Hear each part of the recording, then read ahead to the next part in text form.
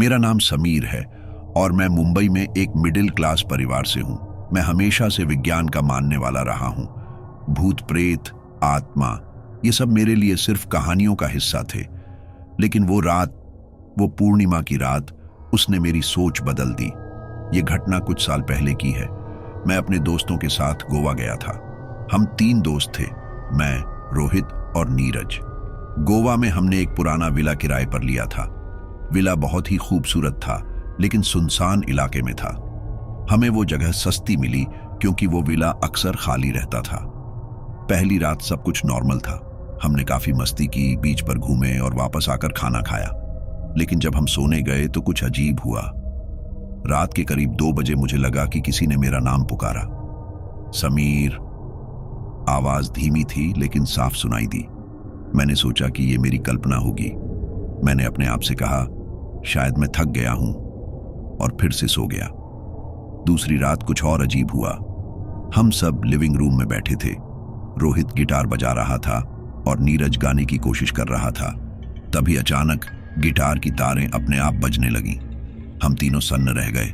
नीरज ने तुरंत मजाक किया, शायद गिटार को भी गाने का मन कर रहा है। हम सब हंसने की कोशिश कर रहे थे लेकिन अंदर से डर चुके थे। गिटार की तारें धीरे धीरे रुक गईं, लेकिन माहौल में कुछ अजीब था। अगले दिन हमने सोचा कि थोड़ा गांव में घूमते हैं। जब हम विला से बाहर निकले तो हमें गांव का एक बुजुर्ग आदमी मिला। उसने हमें देखते ही कहा, तुम लोग उस विला में ठहरे हो, वहां मत रहो, वो जगह ठीक नहीं है। मैंने हंसते हुए कहा, क्यों दादा, क्या वहां भूत रहते हैं? वो गंभीर हो गया। वो विला पूर्णिमा की रात को अलग हो जाता है। वहां कुछ है जो इंसान नहीं है। अगर तुम मेरी बात मानो तो आज ही वहां से निकल जाओ। हमने उसकी बात को नजरअंदाज कर दिया, लेकिन अंदर ही अंदर मुझे थोड़ी बेचैनी हो रही थी। फिर आई वो रात, पूर्णिमा की रात। चांद पूरी तरह से चमक रहा था। हम सब विला में थे। बाहर से आती हुई ठंडी हवा और सन्नाटा डरावना लग रहा था। करीब 12 बजे हमने बाहर से किसी औरत की चीख सुनी। वो चीख इतनी दर्दनाक थी कि हमारे रोंगटे खड़े हो गए। ये क्या था? नीरज ने घबराते हुए पूछा। हम तीनों ने खिड़की से झांक कर देखा। एक औरत सफेद साड़ी में दूर खड़ी थी। उसका चेहरा साफ नहीं दिख रहा था, लेकिन उसकी मौजूदगी हमें असहज कर रही थी। चलो बाहर चलते हैं, रोहित ने कहा। मैंने मना किया, नहीं, ये सही नहीं है। लेकिन रोहित और नीरज ने मेरी बात नहीं सुनी। वे बाहर चले गए। जैसे ही वे औरत के पास पहुंचे, वो गायब हो गई। रोहित ने हंसते हुए कहा, देखा, कुछ नहीं है। तभी पीछे से वही आवाज आई, समीर। मैंने पीछे मुड़कर देखा। वो औरत मेरे पीछे खड़ी थी। उसका चेहरा विकृत था, जैसे किसी ने उसे जलाया हो। उसकी आंखें खून से लाल थीं। तुमने मेरी नींद क्यों तोड़ी? उसने चीखते हुए कहा। रोहित और नीरज मेरी चीख सुनकर दौड़े आए। मेरे चेहरे पर हवाइयां उड़ रही थीं। मैंने कांपते हुए उनकी ओर इशारा किया, वो औरत। लेकिन जब उन्होंने पीछे मुड़कर देखा तो वहां कुछ नहीं था। नीरज हंसते हुए बोला, समीर, तू शायद ज्यादा सोच रहा है, कुछ नहीं है यहां। रोहित ने भी सहमति में सिर हिलाया। हवा होगी और तुझे वो औरत दिख गई। लेकिन मैं जानता था कि मैंने जो देखा वो कोई भ्रम नहीं था। वो औरत, उसकी लाल आंखें और जला हुआ चेहरा मेरे दिमाग में बस चुका था।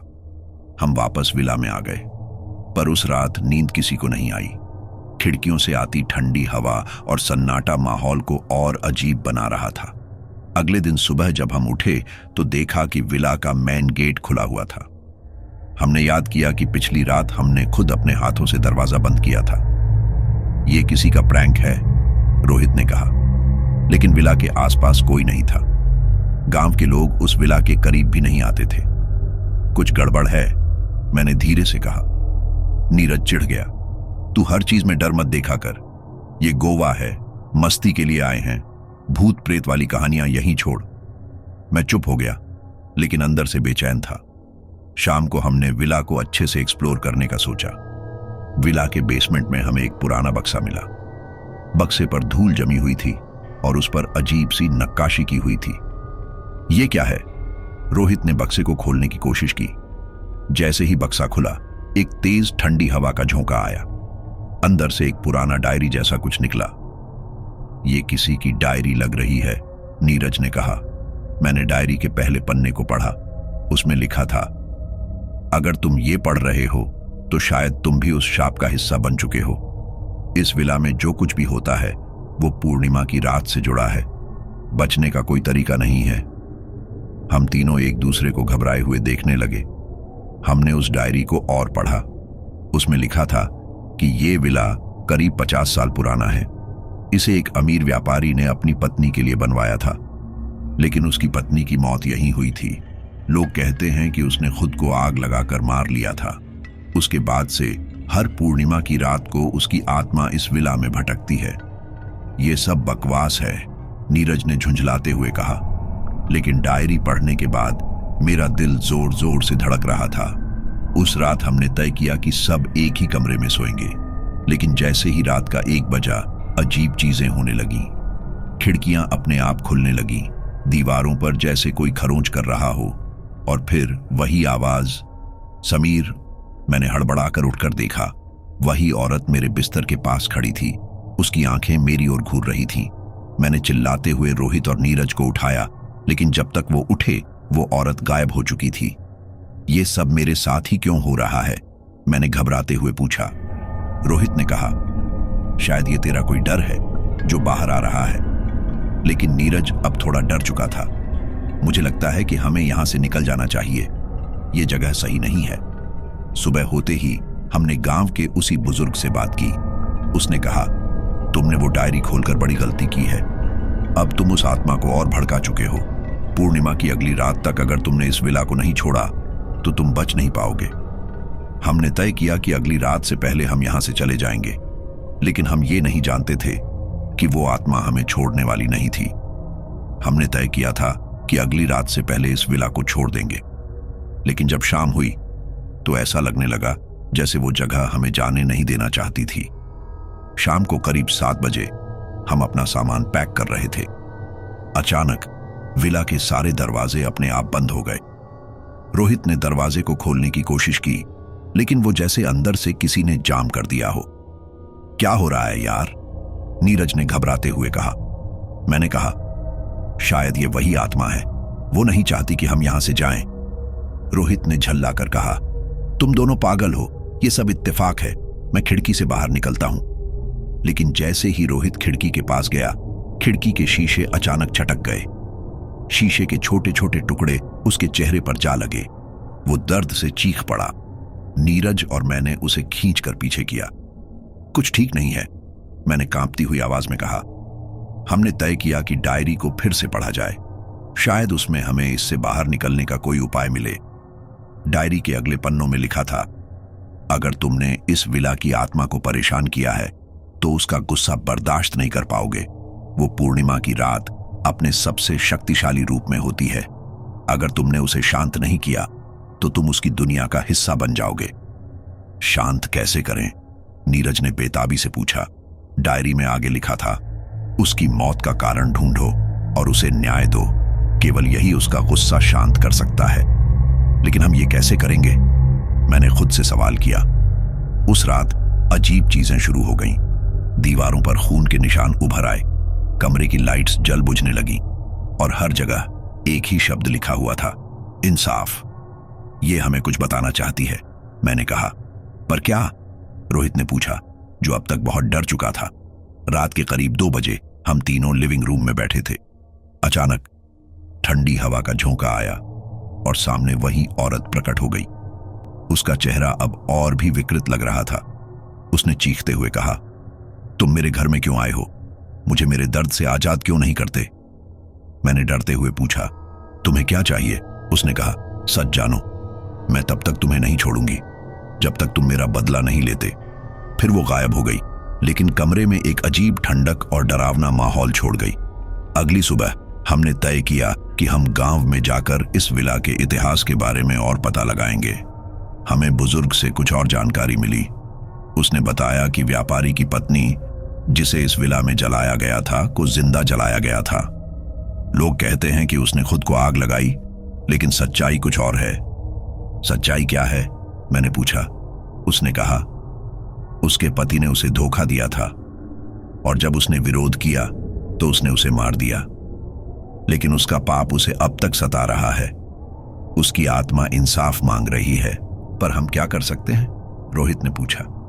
बुजुर्ग ने कहा, उसके पति का नाम लेकर उसे सच बताओ, उसे यकीन दिलाओ कि उसकी सच्चाई लोग जान चुके हैं। हमने तय किया कि हम अगली पूर्णिमा की रात उसका सामना करेंगे, लेकिन हमें नहीं पता था कि वो रात हमारे लिए कितनी भयावह होगी। पूर्णिमा की रात धीरे धीरे नजदीक आ रही थी और विला का माहौल पहले से भी ज्यादा डरावना हो चुका था। हर कोने में एक अजीब सी घुटन महसूस हो रही थी, जैसे किसी अदृश्य ताकत का दबाव हो। हम तीनों, मैं, नीरज और रोहित, लिविंग रूम में बैठे थे।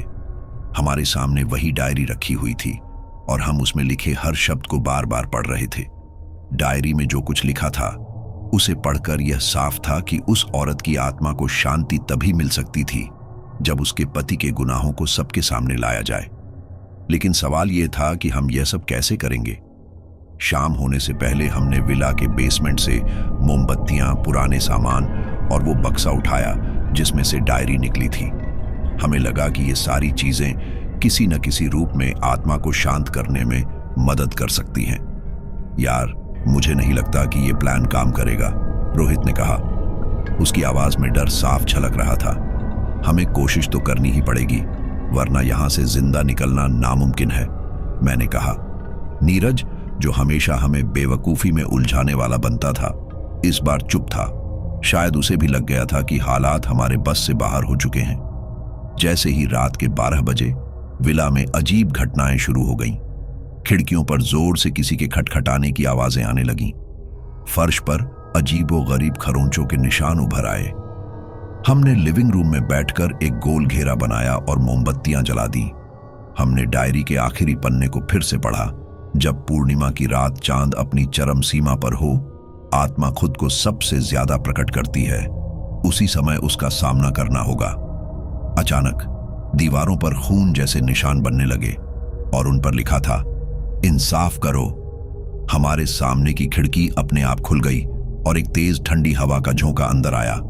उसी हवा के साथ वह औरत प्रकट हुई, लेकिन इस बार उसका रूप पहले से भी ज्यादा डरावना था।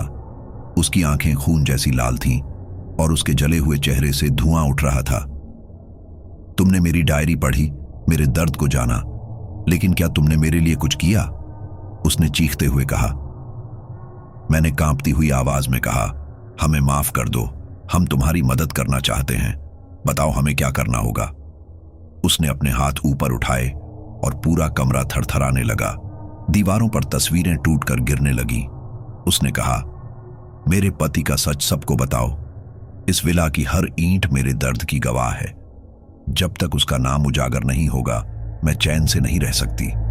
हमने उसे समझाने की कोशिश की कि हम उसकी बात मानेंगे, लेकिन उसने हमें चुनौती दी, तुम इस विला से निकलने की कोशिश करो। अगर मेरे पति का सच बताए बिना गए तो तुम्हारा अंत भी मेरी तरह होगा। उसके बाद वह गायब हो गई, लेकिन कमरे में उसकी उपस्थिति महसूस हो रही थी। रात के करीब 3 बजे, जब चांद आसमान के बीचों बीच था, हम तीनों बेसमेंट में गए। वहां हमें विला के मालिक की कुछ पुरानी तस्वीरें और दस्तावेज मिले। एक कागज में लिखा था, मैंने उसे मारा, उसने मेरे खिलाफ जाने की हिम्मत की और मैंने उसे सजा दी। यह एक कबूलनामा था।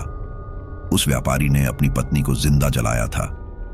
यार, ये सब गांव वालों को दिखाना पड़ेगा, मैंने कहा। लेकिन आत्मा अभी भी शांत नहीं होगी, नीरज ने कहा। जैसे ही हमने वो दस्तावेज पढ़े, विला में तेज हवाएं चलने लगीं। हर चीज टूटने फूटने लगी। ऐसा लगा जैसे आत्मा हमें मारने पर उतारू हो। अचानक वही औरत प्रकट हुई और चिल्लाई, तुमने मेरा दर्द जाना, लेकिन अब समय आ गया है कि तुम मेरी जगह इस आग का हिस्सा बनो। उसने अपने हाथ उठाए और बेसमेंट में चारों ओर आग लग गई। हम तीनों ने भागने की कोशिश की, लेकिन हर रास्ता बंद हो चुका था। नीरज और रोहित चीख रहे थे और मैं भी घबराया हुआ था। लेकिन तभी मुझे एक आइडिया आया। मैंने उस दस्तावेज को जलाकर आत्मा को दिखाने की कोशिश की। देखो, हमने सच उजागर कर दिया, अब हमें माफ कर दो। आत्मा ने एक भयानक चीख मारी और पूरा विला हिलने लगा। अगले ही पल हम तीनों ने होश खो दिया। जब मेरी आंख खुली तो मैं विला के बाहर पड़ा हुआ था, लेकिन नीरज और रोहित वहां नहीं थे। मैंने अंदर जाकर देखा तो वहां सिर्फ राख बची थी। शायद वो दोनों आत्मा के गुस्से का शिकार हो गए थे। गांव वालों ने बताया कि उस रात विला में आग लग गई थी और उसके बाद से वहां किसी ने कदम नहीं रखा। आज भी जब मैं उस विला के पास से गुजरता हूं तो मुझे रोहित और नीरज की चीखें सुनाई देती हैं और वो औरत, उसकी आत्मा अभी भी इंसाफ के लिए भटक रही है। उस रात के बाद मेरी जिंदगी पूरी तरह बदल गई थी। विला में जो हुआ वो मेरी यादों में एक खौफनाक धुंध की तरह बस चुका था, लेकिन नीरज और रोहित के गायब होने का सवाल मुझे सोने नहीं देता था। मैंने गांव वालों से उनकी लाशें ढूंढने की गुजारिश की, लेकिन किसी ने भी विला में कदम रखने की हिम्मत नहीं दिखाई। हर किसी का कहना था कि वो आत्मा अभी भी वहां है, जो गया वो वापस नहीं आया। कुछ दिनों बाद मैंने खुद को हिम्मत दिलाई और विला वापस जाने का फैसला किया। मैंने सोचा कि शायद वहां कोई सुराग मिल जाए। जब मैं वहां पहुंचा तो विला पूरी तरह से राख में बदल चुका था, लेकिन उस राख के बीच मुझे कुछ जले हुए पन्ने मिले। ये पन्ने उसी डायरी के थे जिसे हमने पढ़ा था। इनमें लिखा था, जो मेरे दर्द को समझेगा और मुझे इंसाफ दिलाएगा वही मेरी मुक्ति का कारण बनेगा, लेकिन जो मुझे धोखा देगा वो मेरे श्राप से बच नहीं पाएगा। ये पढ़कर मेरी रीढ़ की हड्डी में सिहरन दौड़ गई। क्या मैं और मेरे दोस्त भी उस आत्मा के श्राप का हिस्सा बन चुके थे?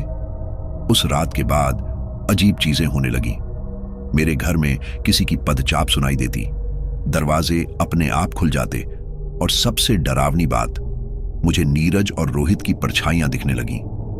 एक रात जब मैं अपने कमरे में बैठा था, अचानक रोहित की परछाई मेरे सामने आई। उसने कहा, तूने मुझे वहां क्यों छोड़ा? मैं वापस आना चाहता हूं।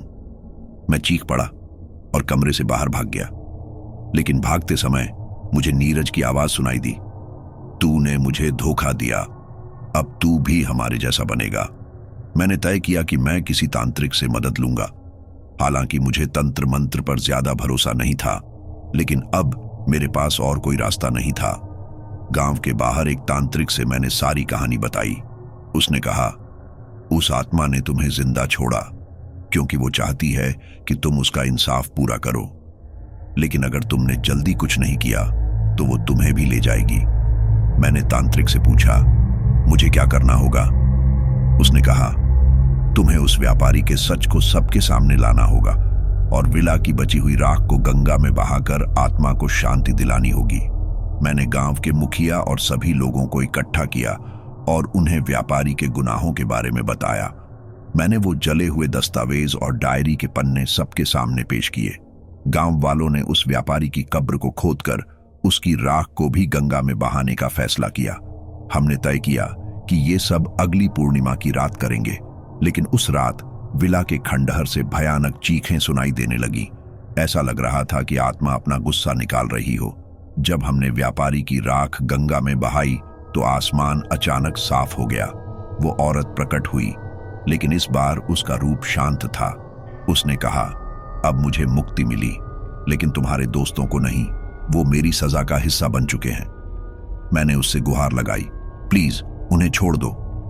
उसने एक भयानक मुस्कान दी और कहा, हर इंसाफ की एक कीमत होती है। मैंने विला को छोड़ दिया और शहर लौट आया, लेकिन नीरज और रोहित की यादें मुझे चैन से जीने नहीं देती।